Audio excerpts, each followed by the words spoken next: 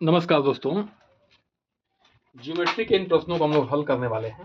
जैसा कि दिख रहा है स्क्रीन पे, हमें ये 3x में x का मान निकालना है। ठीक है, तो हम लोग सर्किल की एक प्रॉपर्टी को यूज करेंगे यहाँ पे। देखिए, अब यहाँ क्या है कि ये इस लाइन पे पूरी होल में जो एंगल बनेगा वो कितने बनेगा का बनेगा 360 का बनेगा। कितने का बनेगा 360 का बनेगा। ठीक है, तो हम लोग जो है angle angle A O B अगर काउंट करना होगा तो क्या करेंगे, एंगल ए ओ बी अगर काउंट करना होगा तो 360 में से क्या करेंगे 300 क्या कर देंगे माइनस कर देंगे। ये कितना हो जाएगा, ये हो जाएगा 0 6 और 0 यानी कि 60 डिग्री हो जाएगा। कितना होगा 60 डिग्री हो जाएगा।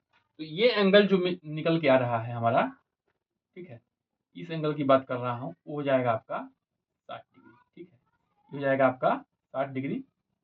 ठीक है, तो 60 डिग्री हो जाएगा।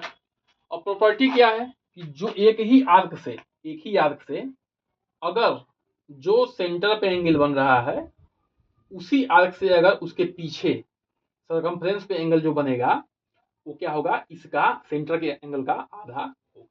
तो 3x बराबर क्या हो जाएगा, इस प्रॉपर्टी का यूज करेंगे। 3x बराबर क्या हो जाएगा 60 का आधा यानी कि 30 हो जाएगा। तो x का मान क्या हो जाएगा 30/30 यानी कि 10 डिग्री।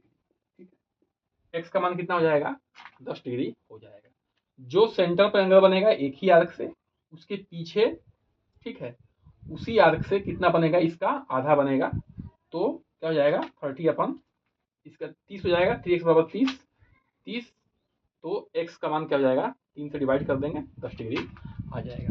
अब इसको देखते हैं, यहाँ पे हम लोग जो है किसको फाइंड आउट करने वाले हैं, इस x के मान को फाइंड आउट करने वाले हैं। ठीक है, जो ये त्रिभुज दिया हुआ है।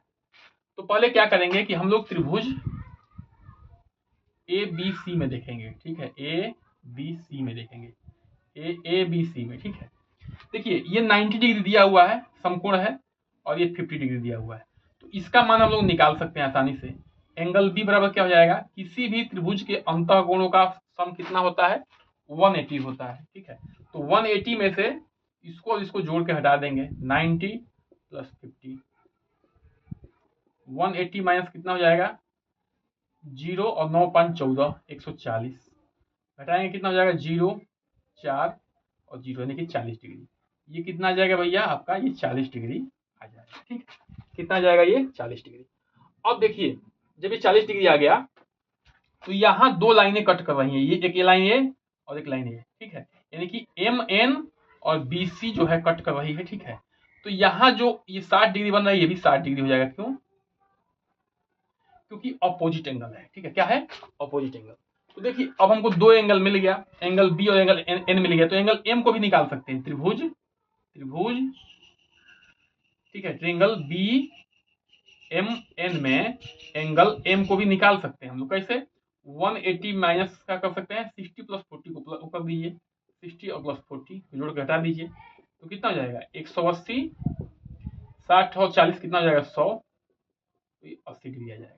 ठीक है, तो एंगल एम जो है यानी कि ये वाला एंगल भैया आ गया हमारा 80 डिग्री। कितना आ गया 80 डिग्री आ गया। ठीक है, अब 80 डिग्री आ गया, एंगल एक्स आराम से निकल सकता है। क्यों, किसी भी लाइन पे कितने डिग्री का एंगल फॉर्म होता है 180 का होता है। ठीक है, तो एक्स बराबर क्या हो जाएगा, ठीक है, एंगल एम को घटा देंगे 180 में से, 180 माइनस एम कितना आया है 80 डिग्री।